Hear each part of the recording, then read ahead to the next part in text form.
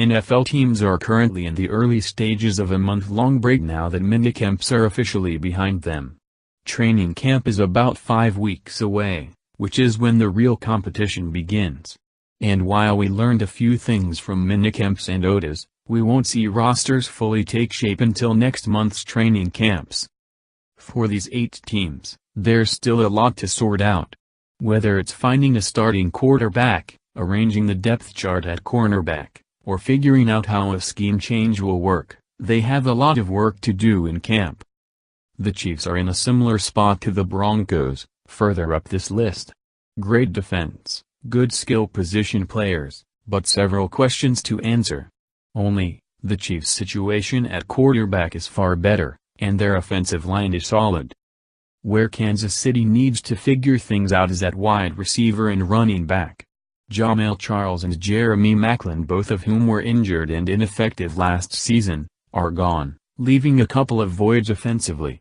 The Chiefs are accustomed to replacing Charles, but finding a number 1 receiver to fill in for Maclin will be difficult. Tyreek Hill will get the first crack at it, but he's not built like a typical X-receiver. Chris Conley will also see an increase in snaps, which he deserves, quite frankly. Still, it'll be difficult to replace the athleticism and explosiveness of Maclin when he was healthy. Although the Chiefs are set at quarterback, they do have a decision to make: roll with the steady play of Alex Smith or take a chance on the upside of Patrick Mahomes? It'll likely be Smith in Week 1, but Mahomes could push him in camp. 7. Chicago Bears.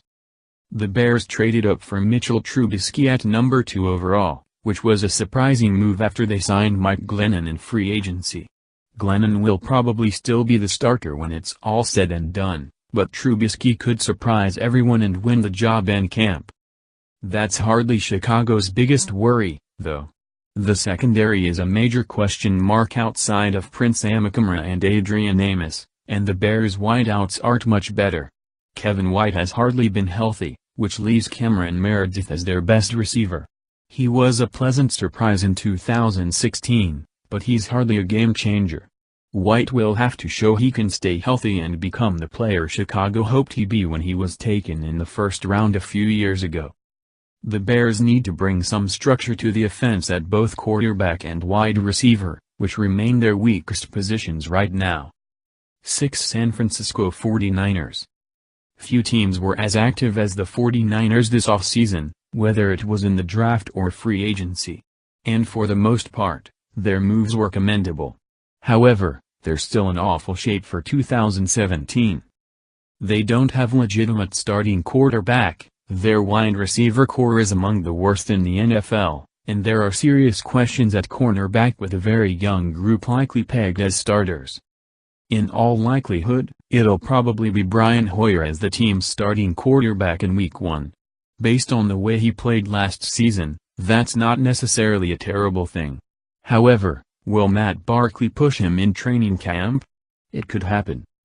Outside of Pierre Garçon at wide receiver, the 49ers are lost.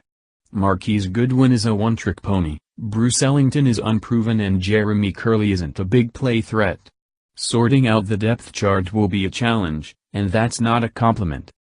On defense, Rashard Robinson proved to be a pleasant surprise at corner last season, but will a sophomore slump hit? Can Dante Johnson handle a full-time starting job? Will Hello Witherspoon develop quickly enough to be a starter? Those are questions the 49ers need answers to. 5. Los Angeles Rams. The Rams will likely go as Jared Goff does, which isn't exactly promising. However, he's hardly their only question mark entering 2017. They need to sort out how Wade Phillips' defense and Sean McVay's offense will fit the current roster. All indications point to McVay's scheme benefiting Goff, who's said he's grasped all of it thus far, but until they get on the field and start hitting each other, that'll remain to be seen. On defense is where most of the changes will take place. Phillips will transition the Rams from a 4-3 front to a 3-4 look, which will impact some of their best players.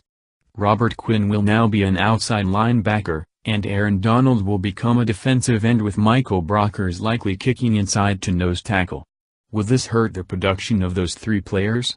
After seeing what they did in a 4-3, it's hard to imagine the switch helping them. More will be asked of Mark Barron and Alec Ogletree, too, as they'll now both be